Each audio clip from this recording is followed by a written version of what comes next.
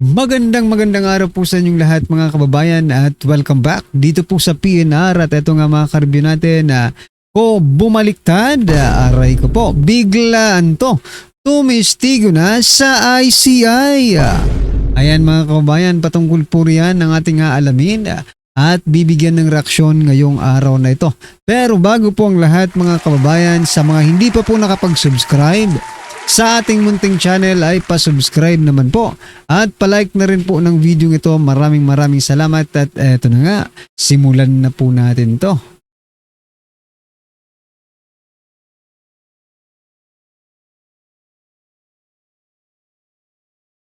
So yan mga kababayan, bago po natin muling i-play ang video ito, pasadahan po muna natin ang mga nagte-trending na mga balita dito po sa mundo ng social media at unahin na po natin to.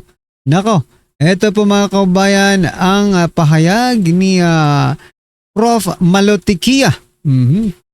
Sabi niya po dito mga kababayan, after 78 days, 1.2 trillion pesos stolen, 421 declared ghost projects, 0 politician charged, 0 politicians jailed, nahiya naman ang Pinas. Yan mga kababayan, no? Anti-corruption crusade ni BBM, puro investigation, no convictions, walang nakukulong, governance by promises, under-delivered and over-rehearsed. BBM, ikaw ang problema ng bayan, resign. Yan mga kabayan po ang naging komento ni Ramos Randy. Ayan, palakpakan po natin. Grabe no? Ano na pala, 78 days na pala since pumutok ang issue patungkol po sa flood control projects at 1.2 trillion po ang nanakaw, at 221 declared ghost project po ang meron tayo, pero 0 politicians po ang nakasuhan, 0 politicians po ang nakulong. Ayan mga kababayan, ano po ang inyong opinion dyan mga kababayan? I-comment nyo na lang. Talaga bang totoo yata yung sinasabi ni Ramos Randy, no? Na puro investigations lang ang ginagawa. Governance by promises, under-delivered and over-rehearsed ang administrasyon ni President Bongbong Marcos Jr. Ayan ano po ang masasabi nyo dyan mga kababayan? I-comment nyo na lang po at eto pa. Pasadahan din po natin to, no? Nung unang labas ni Representative Martin Romualdez, sabi niya po, I feel very happy, no? After po siya mag-appear sa investigation diyan po sa ICI, no mga kababayan. Okay, sabi niya, I'm very happy. Sa sobrang saya niya mga kababayan, kanina na, no? Naglabas po siya ng kautusan. Nag-request po siya sa ICI, no? Ito, Representative Romualdez inutusan, ayan, ang ICI na i-postpone muna ang hearing upang siya ay makapagpagamot. Ayan, mga kababayan. Magpapagamot na. Akala ko ba masaya ka nung unang appear mo? Yung unang appearance mo dyan sa ICI, masaya ka. You're very happy. Tapos ngayon, sa uutusan mo yung ICI na, ops, teka lang mga boss, magkakasakit ako bukas, so postpone muna tayo Magkakasakit kasi ako bukas Parang ganun yung gustong palabasin ni Romualdez mga kababayan, no? Inuutusan lang ICI, no? What I'm trying to point out dito mga kababayan, bakit nagkasakit agad si Romualdez after niya mag-appear for the very first time dyan po sa ICI? Sabi po natin mga kababayan, baka hindi na pagbigyan sa pagiging isang state witness. Sumama ang loob, sumama ang pakiramdam, kaya ito magpapagamot muna. Diba? Baka hindi na pagbigyan. Pero ang sabi naman po ng Malacanang, no? Hindi ko lang na-say, but Malacanang said, no? Na depende pa rin sa mga isasiwalat ni Martin Romualdez kung makakapasok ba talaga siya sa state witness, no, mga kababayan. So, ibig sabihin, Malacanang ba ang magdidesisyon kung ang isang, okay, or mai-impluwensyahan ba ng Malacanang ang ICI, no? Para magdesisyon kung sino po yung makakapasok na state witness, di ba? Pag ganun po ang nagkataon, malinaw pa sa sikat ng araw that Speaker Martin Romualdez is going to be a state witness because of President Bongbong Marcos Jr., di ba? Pinsan yan eh. First cousin yan eh. Di ba? Bakit kaya nagkasakit ang hinayutak na ito? Biglang nagkasakit. No? Sabi nga ng iba, sana matuluyan ka na. Wag naman po. Baka na-stroke yan. Ayan, mga comment nila. Wheelchair and neck braces waving. Aray ko. Pero sugot raman sa na ICI, sila pa. Matik. Oo nga eh. Sabi sugot meaning pahihintulutan. Okay? Ng ICI. Uy, nauuso yan ha. Yung wheelchair at saka brace neck. Tapos yung kaya Bong Revilla, yung yung, di ba yung trending yan ngayon eh. Hindi ko lang alam kung anong pangalan ng aparatos na yan. Di ba? Uso na yan ngayon sa mga politiko. Siguro sabi nga sa isang post ay baka magkaubusan daw ng wheelchair, no? Magpa-reserve na po kayo, no? Kayong mga politiko, magpa-reserve na po kayo ng wheelchair, no? Anyway, eto pa mga kaubayan, sa ibang balita naman po, nako, sumabog po si Congressman Paulo Duterte dito po kay Representative Paulo Ortega. Sabi po kasi ni Ortega, mga kababayan, no? Si Ortega ang sa ano yata ito, Tingog Party List, no?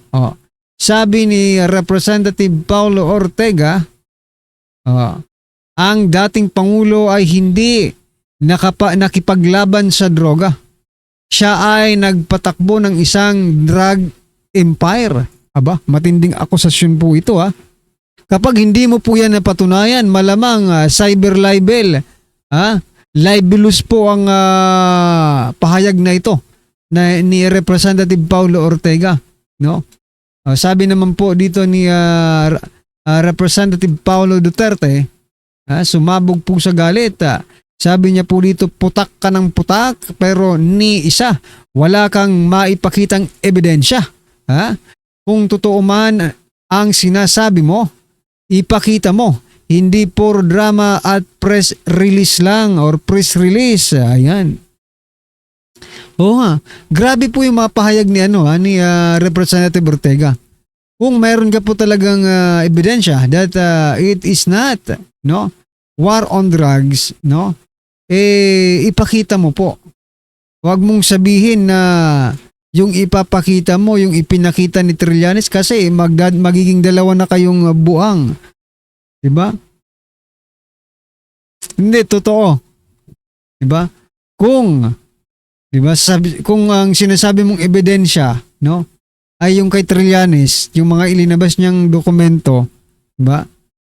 Doon sa hearing na yun, ay nako. Ang problema ay wala naman pong naniniwala kay Trillanes, Ortega. Ngayon, kung maniniwala ka kay Trillanes, no, kung wala kang sariling ebidensya at you will just rely, no, doon po sa mga ebidensya ni Trillanes, ang masasabi lang po ng taong bayan dyan ay dalawa na kayo. Dalawa na kayong magpapatangin nito sa isang espesyalista, di ba? Anyway, ano po ang inyong masasabi dyan mga kabayan? At eto, last po natin pag-uusapan, ito pong parang mukhang tinatakot ito po ang post ni Congressman Kiko Barsaga. President Marcos threatens, no, to remove AFP pension in fear of military sedition. Ayan mga kabayan. Kasi yung mga retired, ayun nabasa ko kanina, yung mga retired AFP personnels, no, officials na nagpapakalat di umano ng fake news ay tatanggalan ng pensyon. Ayon po yan sa spokesperson ng AFP, mga kababayan. Ibang klase na. if you're going to show your freedom of expression, freedom of speech, ganito na pala. Kayo, mga retired natin, ano po bang mas mahalaga sa inyo? 'Di ba?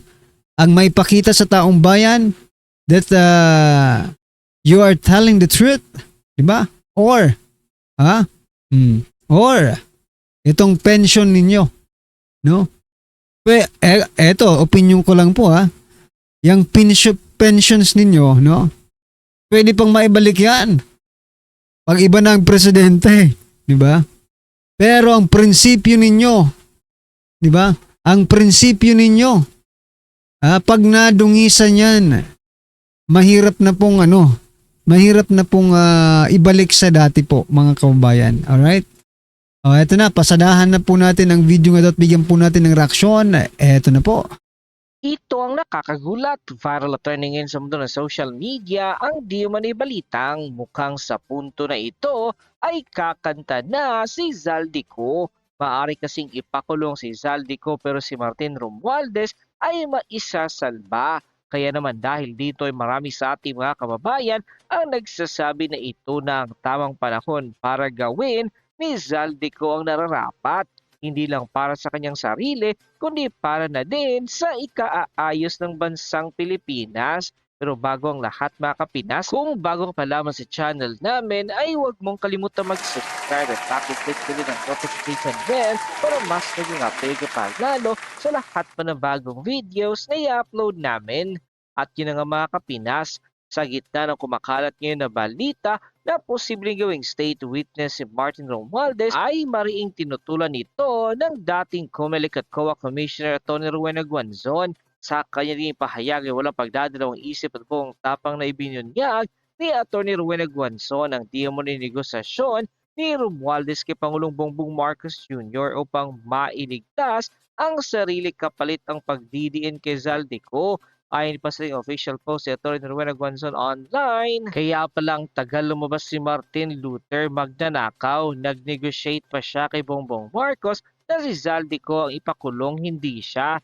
Animal ka Martin Romualdez, pag nakabalik ka pa sa power, magre-revenge ka pang hayop ka.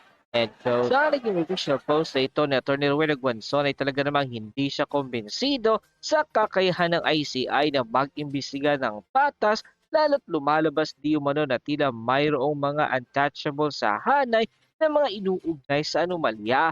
Sa isang matapang na pahayag na kalat na ngayon sa mundo ng social media ay walang pagdadalawang isip at buong tapang na naglabas sa kanyang komento si Atty. Rowena Guanzon at ayon pa sa kanya, ililigtas ni Bongbong Marcos si Martin Luther King at ang ICI ay susunod lang sa kanyang mga utos. Sige lang Bongbong Marcos, kung iniisip mong tanga ang mga Pilipino at titigil ang protesta, babagsak ang ekonomiya at iyon ang magiging katapusan mo.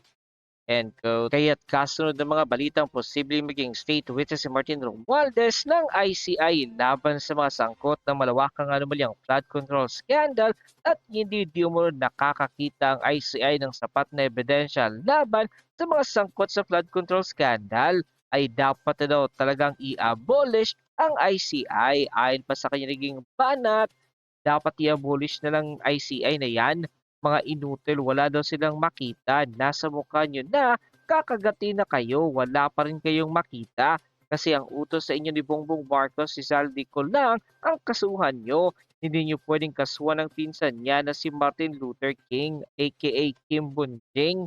And so, kung kayo ang tatanungin mga kababayan, papayag ba si Zaldico dito na siya lang ang kakasuhan at makukulong at si Martin Romualdez ay absuelto? Siguradong maglalaglagan ng dalawang ito. Yan ang napala mo Zaldico, gahaman sa salapi. Iba ka humingi ka pa ng tulong sa mga Duterte Black Senators ha? Matapos ng lumabas sa balitang ito, ay umaniyagan ng samot-sari comment at reaction mula sa marami sa ating mga kababayan at marami nga sa kanila ngayon ang hindi napigilan kanilang sarili na maglabas ng kanilang hineng at komento sa mundo ng social media. The netizens posted, "Karma is real, laglagan na dapat lahat na sangkot na Hemas Rehas." Natawa lang ako. Teka lang Natawa lang ako dito sa mata ni ano no? Pasensya na po, putulin lang po natin yung pagsasalita, no? Yung mata po dito ni Romualdez parang sinuntok Ang laki ng black eye mga kababayan yung kabila. Ano ba ito? Sinuntok ka ba ng asawa mo dahil sa mga ginagawa mong kalokohan? Hindi, what I'm trying, gusto ko lang ikuhan. Kasi tingnan nyo, kapansin-pansin po no? Yung mata ni Romualdez. Huwag mong sabihin yan po yung ipapagamot mo kaya hindi na muna matutuloy yung hearing ng ICI Grabe ito nangyari sa flood control, trilyon ng pinaghitian sa mga buhaya. Every government agency seems being weaponized now by the present administration against any position while lying to drop it up shamelessly. So, yan ba ang isang nakakapagtaka no mga kababayan? Nung unang 3 years ni President Bongbong Marcos Jr., binira nila ng binira si Vice President Sara Duterte. Lahat ng atensyon napunta doon po kay Vice President Sara Duterte. At sa kabila naman pala ng mga isyong iyon, no? Parang naging smoke screen lang si Vice President Sara Duterte ng kanilang totoong ginagawa sa likod niyan. Eto na pala yun. Malawakang korupsyon ang ginawa nila, mga kababayan. Pero, sino po ang pinagbibintangan nilang magnanakaw at kurap nung mga panahong iyon? Si Vice President Sara Duterte. Pero, ang lumalabas ngayon, mga kababayan, no, ay sila pala itong mga hinayutak. Hindi lang po ito millions, no? Sabi nga po dito ni Professor Malutikia, no? It is 1.2 trillion stolen. Ninakaw, nawawala, mga kababayan. 1.2 trillion. Kaya pala mga hinayupak sa House of Representatives, no? Ay, todo-todo ang banat kay Vice President Sara Duterte dahil marahil po, sila po ay nakinabang dyan po sa 1.2 trillion na yan. Hindi lang talagang nakinabang kayo. Lalong-lalo na po yung mga pumirma sa impeachment ni Vice President Sara Duterte. Ayan mga kauban, ano po ang inyong opinion, reaksyon patungkol po sa video ito? I-comment nyo na lang po mga kaubayan. Maraming salamat po. Please don't forget to like the video. Maraming salamat po.